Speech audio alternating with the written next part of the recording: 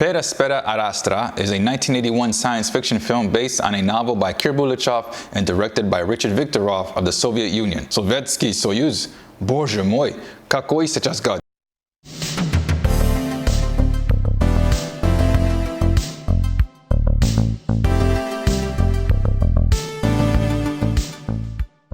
In addition to being the title of a Russian film, the Latin phrase means "through adversity to the stars," which is on the memorial plaque for the astronauts who died on Apollo 1.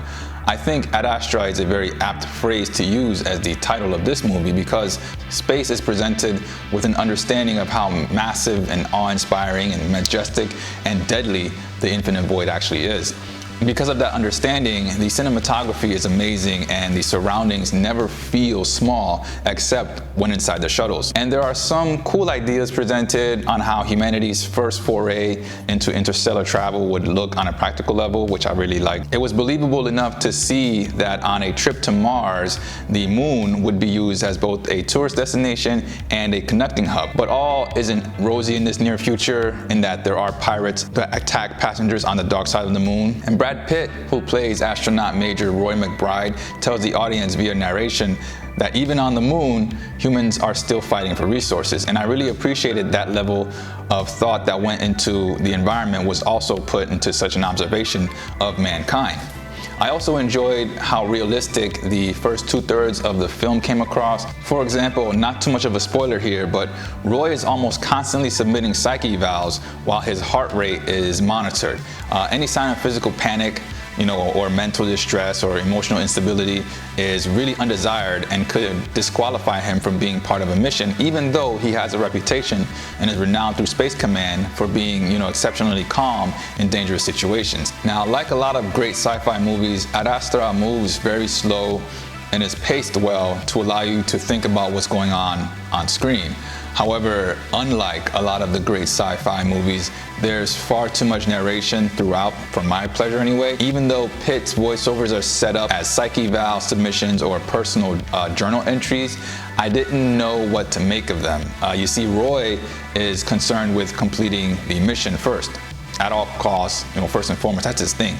But that dedication, along with the sensitivity and classification level of Space Command's mission directives, makes him an isolated person. He's very to himself. So I was kind of conflicted about the narration because on one hand, it's his inner monologue explaining his thoughts and feelings to the viewer. But on the other hand, inner monologues really work a lot better in books, because movies should be ostende nec indicare, show, don't tell. There were points in the movie where I think his interactions with people would have been better served with no voiceover.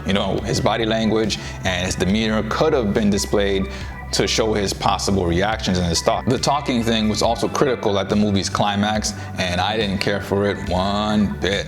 It was too on the nose and almost ruined the rest of the film for me. Now, had there been no talking, just facial expressions, just movements, that moment would have been pure gold in my opinion. Brad Pitt is the main star among other stars, and he carries the film effortlessly by himself, but his personality is very muted and he's stone-faced the whole way through.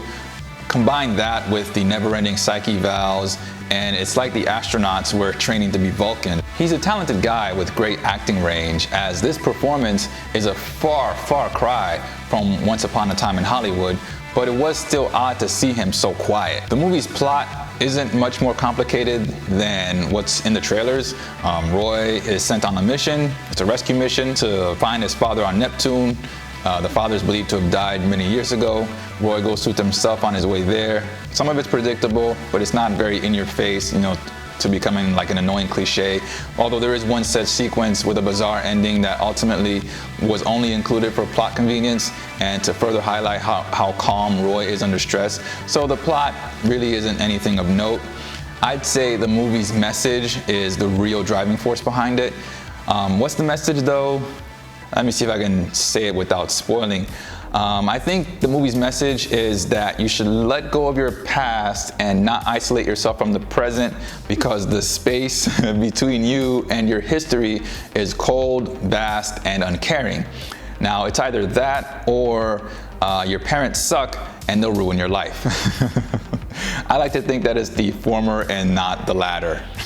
Overall, I think Astra is a solid sci-fi movie. Some of the ideas presented early on were novel, but it didn't break any new ground in storytelling or in the sci-fi genre. The performances were decent and the technical aspects were good enough to move the expected plot along in an enjoyable pace. One rubric that I found myself relying on since starting these reviews is whether I'd watch a movie more than once in the theater. And for Astra, I wouldn't watch it again in the theater. It's good, but it's not that great. When the credits rolled, I immediately filed it in my brain as a Sunday afternoon in winter type of sci-fi movie.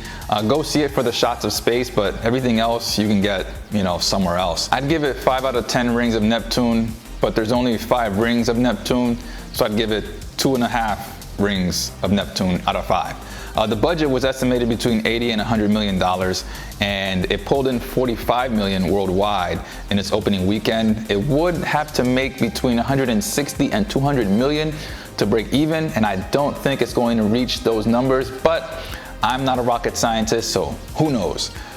That's gonna do it for this review. Comment down below what you thought of Astra if you've seen it, and do you plan on moonwalking over to the theaters if you haven't? I hope I did a good job at not giving too much away, because even though I wouldn't watch it again, I really don't want to spoil it for someone who would. Like and subscribe if you like to like and subscribe to things, and I'll see you in the next video. Vale. The world awaits our discovery, my son.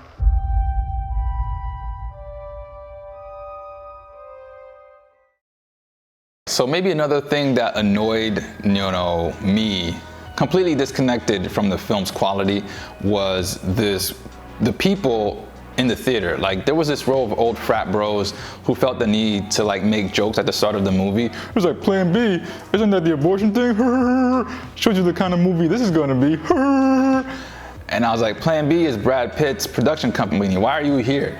Now, they did shut up eventually, but some kid off to front and left of me started coughing when there's half an hour left in the movie, and I swore he was gonna cough up a lung, but the adults who dragged him there just kept him in his seat coughing and coughing like a coal miner. And Pitt, Astra, the Russian movie, is a legit film that I will watch and review now that I know it exists. Хорошо, это no. Боже, я плохо говорю по-русски. Пока.